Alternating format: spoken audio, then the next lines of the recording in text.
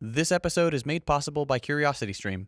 A few weeks ago, I announced that I'd be putting an exclusive series about fascism on a new platform. I got a lot of comments on that video from people saying they were disappointed that the series wouldn't be on Nebula. I've heard you guys loud and clear. From now on, any exclusive content I make will be exclusive to Nebula. That includes a new and revamped series on the resurgence of fascism around the world, which will premiere in the coming weeks. You can get free access to my content and the rest of Nebula absolutely free when you sign up for CuriosityStream at the link below. If you've been following this channel for a little while, you are probably aware of my perspective on capitalism in the United States. With effectively unchecked power, corporations have reached their insidious tentacles into each and every corner of society, choking out competition from family enterprise, buying politicians, and amassing obscene wealth for their owners and investors.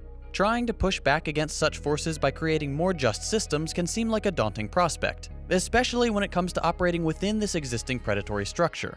The modern corporation offers its workers absolutely zero say in how the company is run, beholden instead to wealthy investors and shareholders. Most jobs are democracy-free zones. You do what you're told, you accept what you're given, and you don't speak up when something could be done better. The ideal solution would be to dismantle this oppressive and exploitative system and build a more democratic nation instead. But for the moment, that seems unlikely. Without tearing everything down and replacing the capitalist economic framework entirely with a more humane and egalitarian one, is it even possible to efficiently produce and distribute goods or services in a way that's fair to the people on the payroll, the workers putting in their time and energy from 9 to 5? Is it possible to have a democratic workplace that puts real power in the hands of those who provide the labor?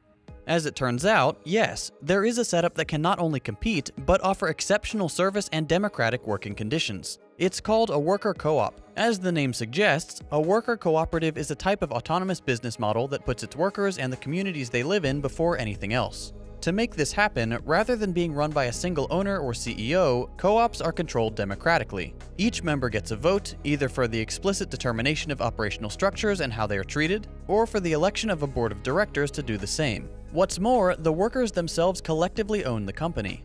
This system is very flexible and can be used for any type of business, from taxi drivers to web developers. They are the quintessential social enterprise, putting collective good above personal gains, often operating as non-profits to guarantee near absolute freedom from executive greed. Co-op members often find themselves possessing a level of dignity and quality of life unattainable by traditional employees, along with high job stability and opportunities to develop new skills. And membership is open to anyone willing to accept certain responsibilities, regardless of discrimination they may face elsewhere. On top of all this, worker co-ops can be more stable than profit-driven corporations, reliably staying afloat in times of economic turmoil, which have become worryingly common in recent years. You never see a cooperative bank needing to be bailed out with taxpayer money, because they don't have to undertake risky financial endeavors in a never-ending quest to maximize profit. Instead, they simply exist as a safety net for normal people, providing loans and credit at reasonable rates so those with savings can indirectly help their neighbors without, thus addressing economic inequality in poor neighborhoods. While the estimated number of currently existing co-ops in the US is fairly small, the democratic workplace model has been continually rising in popularity over the decades, especially in recent years as traditional employment has become less stable, financially feasible, and pleasant. By pooling people's expertise, starting a worker co-op can be easier than starting a typical business, and they've been pretty successful too. More than just staying out of the red, the average American cooperative makes a 6.4% profit without sacrificing sustainability. As you might expect, these co-ops are far more commonplace outside the States, most notably in Italy and Spain. In fact, the 7th largest company in Spain is a worker cooperative.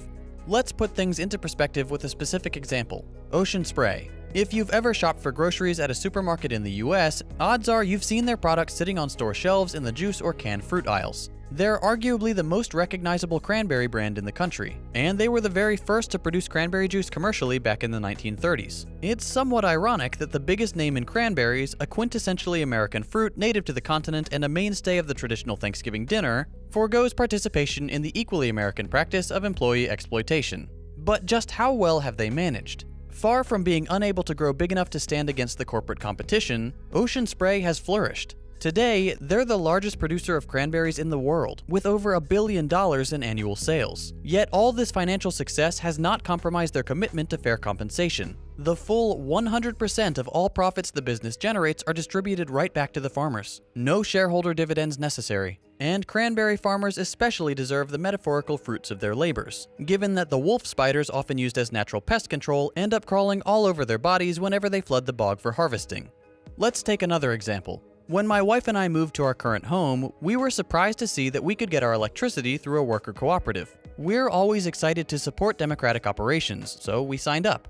United Cooperative Services, founded in 1938, has been serving Texans for decades and now represents over 62,000 people in 14 counties. As a worker co-op, United is not a privately owned company. It doesn't have wealthy shareholders or investors to placate. Instead, it's a nonprofit and owned by the workers and consumers it serves. That means there's no predatory profit motive, workers get paid fairly, and any profits get reimbursed to consumers or are spent on projects to improve the lives of everyone involved with the company. For example, instead of lining the pockets of some billionaire executive, United spent excess money to build a network of solar panels so they could offer renewable energy to consumers at a lower price than traditional energy companies. But the benefits don't stop there. Every United Co-op employee is entitled to a vote in board of directors elections, as are all of the consumers who get their electricity from United. Leadership is democratically elected and held accountable to ensure that both workers and customers enjoy the benefits of a more representative operation.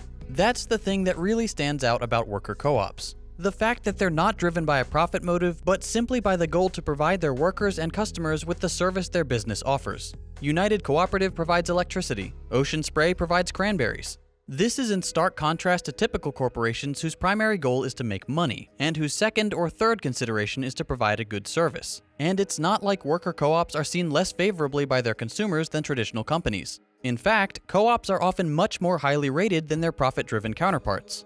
It's almost as if simply providing a service without trying to exploit your workers and squeeze as much money as you can out of each customer is a good business model. Who would have thought? So few American workers have any idea what non-exploitative work looks like. We're so conditioned by the terrible options we're given that we can't fathom a system in which we actually have a voice or a say in how things are done. Imagine being able to vote for your managers. Imagine being paid a fair wage and knowing the company you work for isn't exploiting you, your coworkers, or the community you serve. That's what every company in America should look like. The sad truth is that it's about as far away from our reality as it could possibly be. It's encouraging to see a high-profile worker co-op like Ocean Spray flourishing even in today's hyper-capitalist economy. As more and more workers become disaffected by the soul-crushing grind of the corporate treadmill, hopefully the cooperative model can gain a greater foothold on the economic world stage. No system is perfect, but co-ops put power and progress back into the hands of the many. And that's certainly better than the system we have now, where the gulf between wage slaves and their corporate overlords grows ever wider, the pockets of the wealthy growing deeper and deeper. Workplace democracy is a tool which can help people overcome this seemingly insurmountable obstacle on the path to health, happiness, and job satisfaction. And putting this tool to widespread use could lead to deeply beneficial change in the lives of millions of hardworking people throughout America and around the world.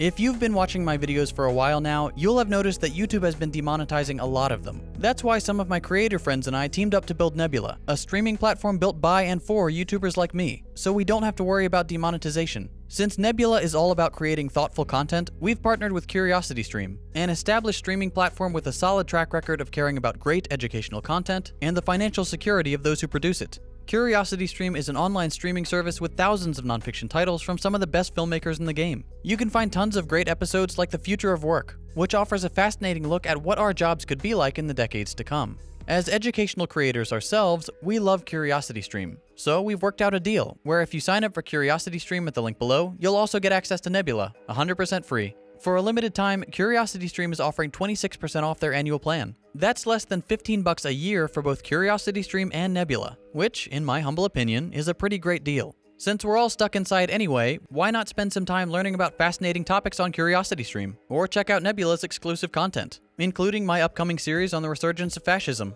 You can also watch all my videos as they were intended, ad-free. There really is something for everyone, and by signing up at the link below, you're helping us produce more content without the fear of demonetization. Give CuriosityStream a shot, and get free access to Nebula when you sign up using the link below. It really does help support my channel and educational creators all across YouTube. If you enjoyed this video and you'd like to see more like it, consider subscribing to stay up to date with my latest episodes. If you hated it, go ahead and drop a thumbs down. You can check out my previous episodes by clicking the links on your screen. Thanks for watching, and I'll see you next week.